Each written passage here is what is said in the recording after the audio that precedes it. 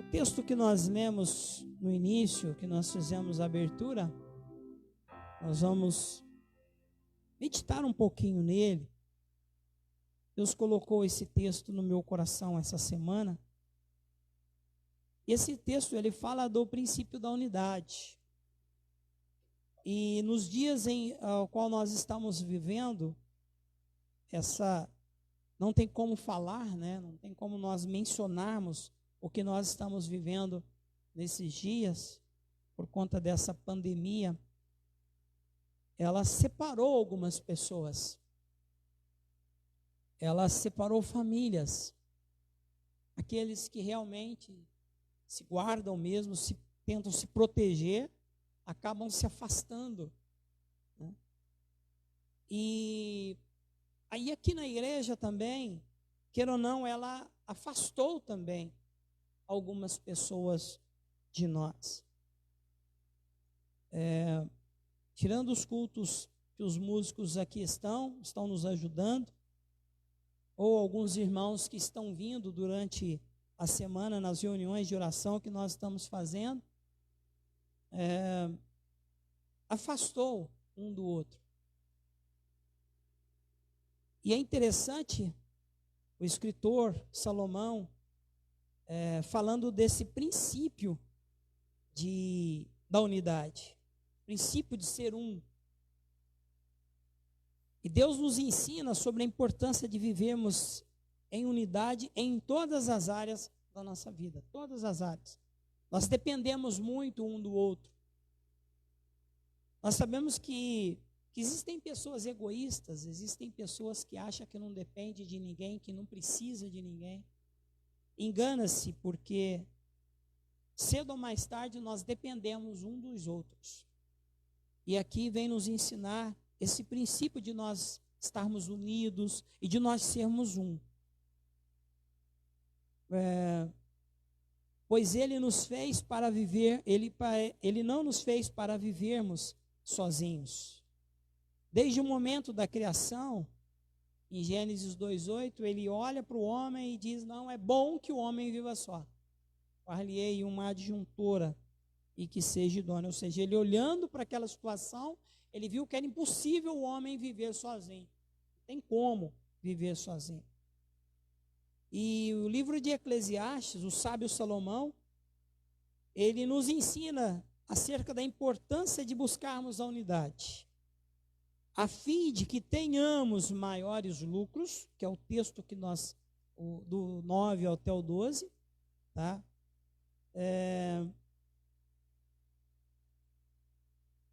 Ajuda, socorro, calor humano, consolo, segurança, proteção e maiores conquistas. Ora, se fomos feitos para viver em unidade, por que tanta pessoa tem dificuldade de manter essa união, essa unidade? Por que tantas famílias têm dificuldade de se unir? Nós vemos muitas famílias que têm essa dificuldade de manter essa unidade, esta união. Mas nós vamos ver alguns princípios aqui na palavra, que nós tiramos da palavra, e nós vamos estudarmos juntos aqui. O verso de número 9 fala sobre a unidade nos faz prosperar. Hoje há algum tempo, a gente vê que no mundo dos negócios, aquelas empresas que se uniram, elas se fortaleceram cada vez mais por conta dessa união, essa fusão que elas fazem. Até os pequenos, né? Mesmo os pequenos produtores, empresários, eles formam cooperativas para tentar vencer essa dificuldade, porque sozinho é impossível a gente fazer alguma coisa. Ou seja, aqueles que se unem, até famílias, né? Quando as famílias no próprio negócio, quando tem um negócio, se unem, elas prosperam. As famílias, quando elas se unem num só propósito, de crescerem, de ser abençoadas, elas são prósperas. E nós sabemos disso. Do versículo 10 até o versículo 12, fala: a unidade nos traz proteção. Quando temos que enfrentar qualquer que seja o inimigo, problema, dificuldade, adversidade, sempre será mais fácil se estivermos acompanhados.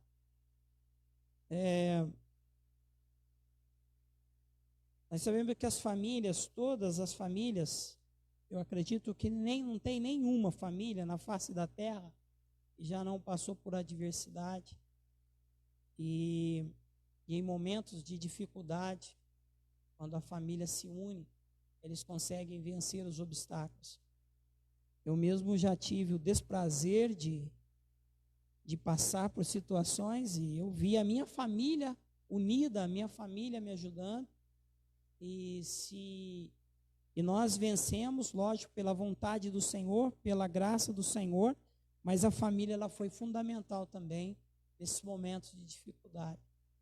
Então engana-se aquele que mesmo em família, ele quer agir sozinho, ele quer trabalhar sozinho, ele quer pensar sozinho, ele quer agir sozinho, e isso é impossível. É impossível nós fazermos isso. Essa unidade nos fará sentir mais seguros e protegidos quando nós estamos unidos. Nós vemos os próprios irmãos, né? Existem irmãos que são muito unidos uns com os outros, né? Se dedicam, ajudam um ao outro, humanamente falando, nas famílias, né? Isso é muito importante. E o Senhor nos criou para nós vivermos em unidade. E nós temos que buscar, quando nós unimos, nós encontramos proteção e segurança nessa união. A unidade, ela nos leva à conquista. Eclesiastes 4:12. O sábio Salomão, ele experimentou a bênção da unidade em seu reino. Ele viveu um reino de 40 anos, e durante esses 40 anos ele não guerreou com ninguém. Teve guerra. E todos, né, conheceu esse Salomão, a maneira que ele agia, a sabedoria que ele tinha, a maneira que ele conduzia todas as coisas, e ele chegou até a ser visitado por alguns reis, olhando todo aquele esplendor que ele tinha, né? E ele fez algumas alianças, e essas alianças também puderam manter em paz o reino durante os 40 anos que ele reinou. Então, ele escreve isso aqui com muita sabedoria, com muita propriedade. Ele escreve esse livro de Eclesiastes, e ele coloca todas essas palavras que ele coloca aqui. Nós sabemos que ele viveu tudo isso. É impossível uma pessoa viver só. É impossível, né? No verso 10 diz: se um cair, o outro ajuda a levantar-se. Mas quem cair sem ter quem o ajude, estará em sérios apuros, porque não terá aquele que o levante ou que o ajude. E eu não sei, você que está nos ouvindo, se você costuma agir dessa forma, você pensa na individualidade, eu quero chamar a sua atenção que essa individualidade pode te trazer sérios problemas. Nós precisamos um do outro, nós temos que entender isso. Nós dependemos um do outro e nós precisamos um do outro. O próprio Senhor Jesus, o seu ministério, quando ele iniciou o seu ministério, né, ele foi atrás dos 12 para dar continuidade, porque era impossível também. Impossível não era possível, mas ele, até no ministério de Jesus, a gente vê a importância da unidade. E depois, se a gente for adentrar as cartas do apóstolo Paulo, ele vai estar sempre falando acerca da unidade. Quando ele dirige a carta aos Coríntios, ele vai falar da questão da unidade. Nós temos alguns versículos aqui que nos fala acerca desta unidade. E é necessário viver esta unidade. Quando em Romanos fala ser um em Cristo, Romanos 15, do 5 ao 7, diz assim: o Deus que concede perseverança e ânimo, dê a vocês um espírito de unidade, segundo Cristo Jesus, para que um só coração e uma só voz glorifiquem ao Deus Pai, nosso Senhor Jesus Cristo. Portanto, aceitem-se uns aos outros. E às vezes nós temos dificuldade. até dentro da própria igreja, de nós vivermos isso, de vivermos essa unidade, de um ajudar o outro, né? E esses momentos que nós estamos vivendo agora, estamos passando, nós estamos vivendo muito na individualidade, né? Nós não temos aquela união, vamos assim dizer, durante a semana, nós não estamos em contatos, né? Parece que nós estamos vivendo preocupando com a nossa família ou com a gente mesmo. Como que vai ser o dia de amanhã, como que não vai ser o nosso futuro. Enfim, está todo mundo se resguardando, todo mundo muito fechado dentro das suas próprias casas. E nós temos que nos atentar para isso. É necessário nos preocuparmos uns com os outros, orarmos uns com os outros. Nós estamos aqui durante a semana e durante a semana nós estamos apresentando todos os membros da nossa comunidade, porque eu não sei de que maneira cada um está vivendo. Eu não sei. No seu dia a dia eu não sei como que eles estão. Como que é o seu levantar, o seu deitar, como que está o seu emocional, nós não sabemos. Tem pessoas que conseguem passar ou está conseguindo passar por essa situação tranquilo. Primeiramente porque a graça tem sustentado ele. Se não é a graça de Deus, nós não estaríamos de pé. Talvez nós estaríamos desesperados, como muitas pessoas estão desesperadas, porque eles não sabem o que o futuro lhes reserva. E eu posso te dizer sem medo de errar, existem muitos cristãos que estão desesperados, porque não confiam nessa graça do Senhor e não têm fé suficiente para se manter em pé. Ou a própria palavra não tem saciado ele a ponto dele sentir seguro diante dessa palavra.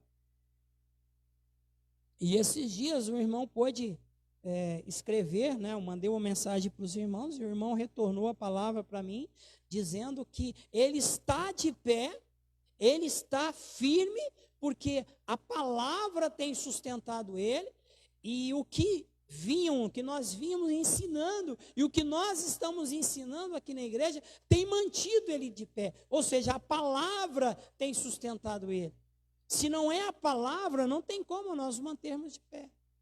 Não tem como. Tudo é pela palavra. E essa palavra, ela nos sustenta de uma forma maravilhosa. Na primeira carta do apóstolo Paulo aos Coríntios, no capítulo 12, no verso 12 e 13, nos fala da dependência da unidade. Nós dependemos dessa unidade. E Paulo, ensinando aos coríntios, ele diz assim: ora, assim como o corpo é uma unidade, embora tenha muitos membros, todos os membros, sendo muitos, formam um só corpo. Assim também com respeito a Cristo, pois em um só corpo todos nós fomos batizados em um único Espírito, quer judeu, quer gregos, quer escravos, quer livres, e todos nós foi dado beber de um único Espírito. Aqui fala da unidade no Espírito, da importância desta unidade. E Paulo, ele dá uma lição para aquela igreja, porque era uma igreja completamente individualista. Era uma igreja que se preocupava às vezes uns se preocupavam com os dons que tinham, né? Era uma igreja agia de forma totalmente errada. Paulo teve que escrever essa igreja para ensinar ele conceitos e erros que eles cometiam diariamente. E nós temos que crer e confiar nisso. Na mesma carta, no mesmo capítulo, no versículo 21 a 26, ele fala que é indispensável essa unidade, né? Ligando também na questão da dependência. E ele ele faz algumas comparações para os membros lá de Corinto. Ele diz assim: o olho não pode dizer à mão, não preciso de você. Nem a cabeça pode dizer aos pés, eu não preciso de você. Ao contrário, os membros do corpo parecem mais fracos, são indispensáveis. E os membros que pensamos serem menos honrosos, trata-se de uma especial honra. E os membros que em nós são indecorosos são tratados com decoro especial. Enquanto que nós somos decorosos, não precisamos ser tratados de maneira especial. Mas Deus estruturou o corpo, dando maior honra ao membro que tinha falta, a fim de que não haja divisão no corpo. Sim, que todos os membros tenham igual cuidado uns pelos outros. Quando um membro sofre, todos os outros sofrem com ele. Quando um membro é honrado, todos os outros se alegram com ele. Então, na questão da individualidade, nós sabemos que nós precisamos um dos outros. E ele nos faz uma comparação muito legal, né? Não posso dizer, a mão não pode dizer para o pé, eu não preciso de você, porque precisa, né? Então, uns precisam dos outros. E eu estou com os músicos aqui na minha frente, né? E é indispensável a presença desses músicos. Não tem como. Nós precisamos, cada um tem o seu dom, cada um tem a sua área, mas quando todos se unem num só propósito, né, há uma harmonia. Há uma harmonia. Então, talvez, nós sabemos que às vezes tem músico que ele toca muito bem, mas às vezes ele não tem uma afinação boa para cantar, né?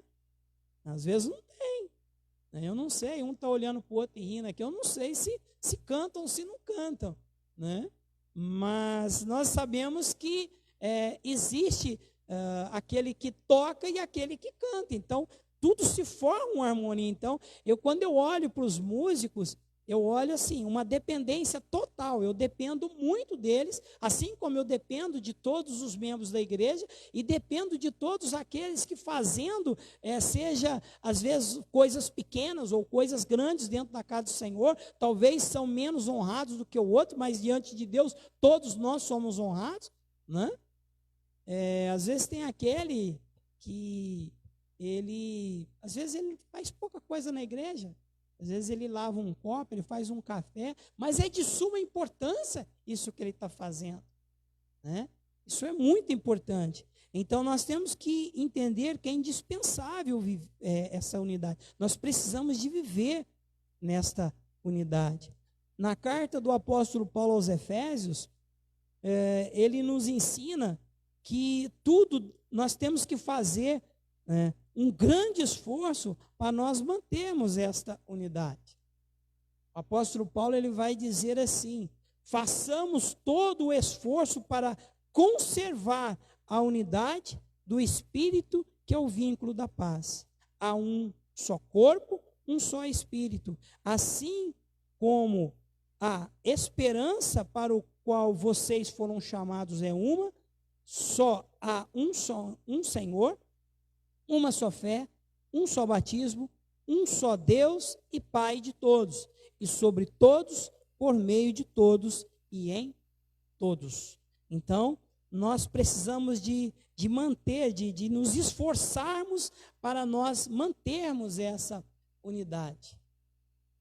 Nós precisamos muito dessa unidade, nós precisamos de manter essa unidade. Fala também em Efésios, no capítulo 4, verso 13, fala da unidade no ministério. Ela é fundamental.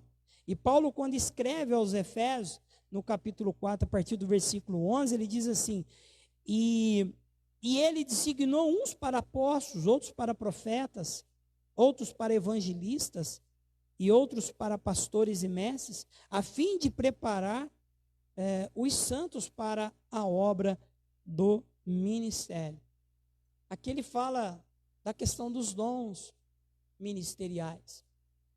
E é tão interessante, às vezes, a gente vê aquele que tem o dom de ensinar, né? O mestre. E ele ensina com muita facilidade e propriedade. Então, às vezes, lógico, tem pessoas que não têm esse dom de prender a atenção, porque o professor mesmo, nato mesmo, ele consegue prender a atenção dos seus ouvintes, né? Então, isso é muito importante. Então aqui fala da questão do ministério. Cada um tem os seus dons.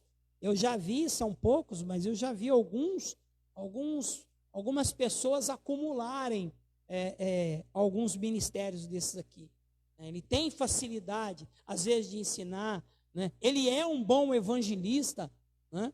Porque não adianta, às vezes, a gente querer ser um evangelista, sendo que a gente não é. O evangelista, ele prende a atenção das pessoas, né? Ele consegue cativar as pessoas, ele consegue reunir multidões de pessoas, né?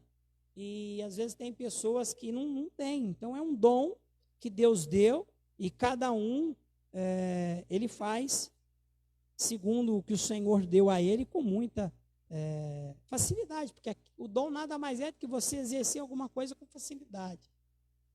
Eu, por exemplo, não tenho o dom de tocar. Se me der uma guitarra, não vai virar nada, né? Se me der um contrabaixo, então, piorou. E é interessante que aqui ele coloca dom de pastores, né? E eu costumo dizer que eu não sei fazer outra coisa, né? Eu não sei fazer outra coisa. Porque o pastor, ele tá pensando a todo momento na igreja, ele está pensando a todo momento em o que fazer, em que movimentar, em que trabalho, em que alguma coisa para trazer para a igreja.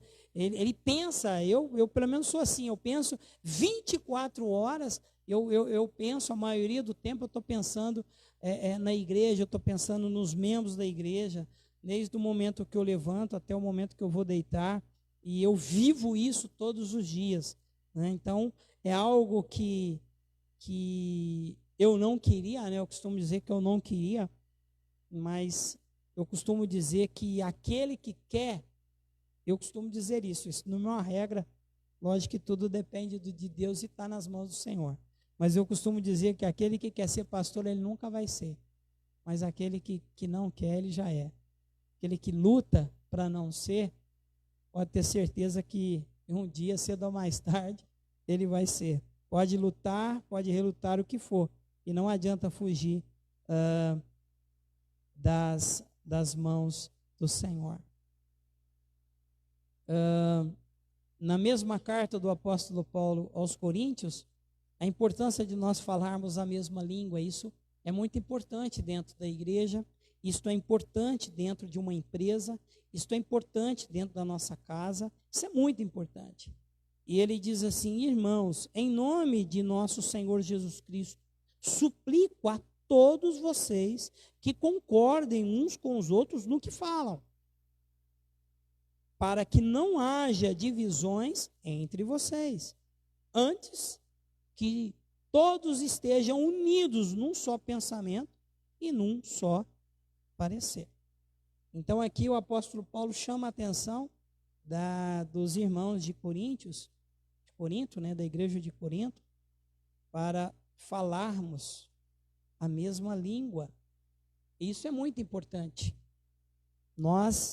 Quando nós temos uma igreja, nós temos um direcionamento e, vamos assim dizer, uma visão que Deus tem colocado no nosso coração, e nós temos que seguir. E quando não há quando não há esse entendimento, a palavra de Deus nos diz que é impossível andar dois juntos se um não estiver de acordo. É impossível, né? E aqui nós temos nos dedicado à palavra, ao ensino da palavra. Nós não vemos outra maneira de trabalhar a não ser pela palavra, ensinando a palavra. Não existem, assim, vamos assim dizer, coisa que nós venhamos implantar aqui na igreja, né, ideias mirabolantes para fazer uma igreja crescer. Eu acho que a igreja que se dedica na palavra e aqueles que se preocupam em crescer na palavra, a igreja, ela toma uma estrutura e ela cresce enraizada na palavra. Ela é uma igreja forte, uma igreja estruturada. E aqui nós temos nós temos esse pensamento juntamente com aqueles que trabalham conosco no ministério. Nós temos essa preocupação de nós ensinarmos a palavra, né? Porque a palavra é aquela que nos mantém de pé, é a única que nos mantém de pé.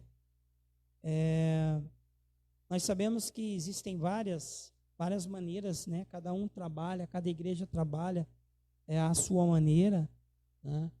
Mas nós entendemos que o único que tem poder de transformar a vida do homem é a palavra. Não existe outro meio a não ser a palavra.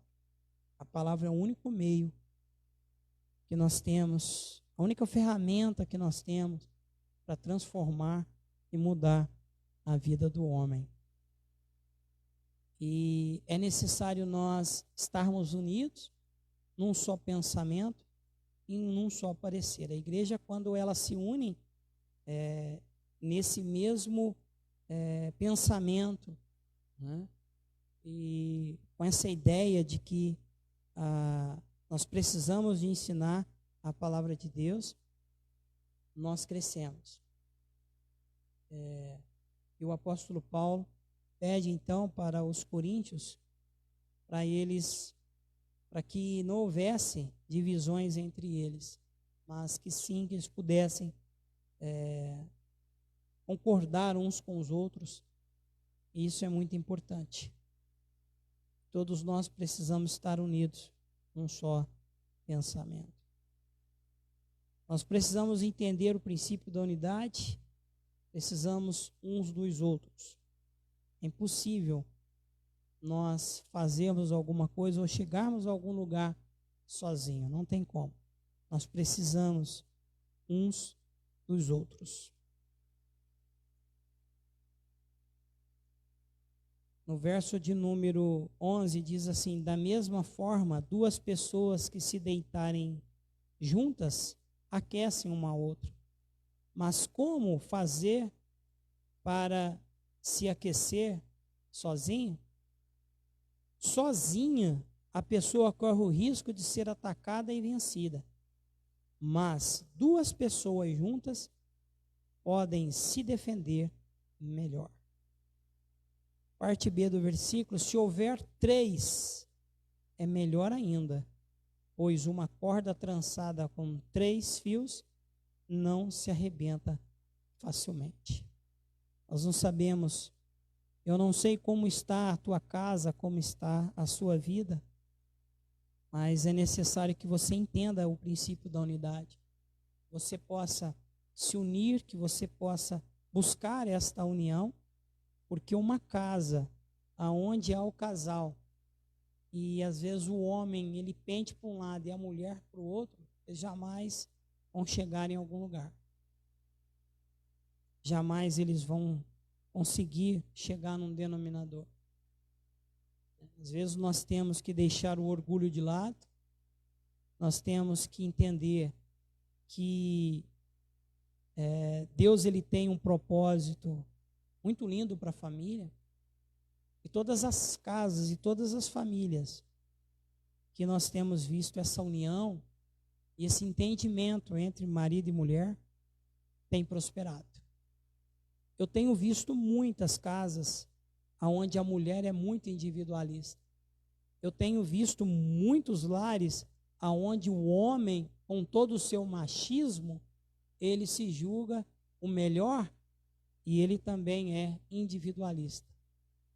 Eu posso dizer com certeza que essa casa não vai haver prosperidade de maneira alguma, agindo dessa maneira, né?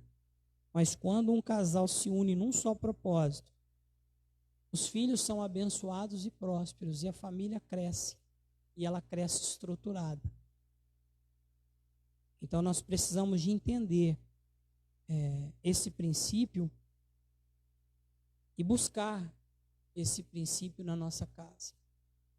Pedir para que o Senhor nos dê graça, para que o Senhor possa nos abençoar, porque nós precisamos uns dos outros.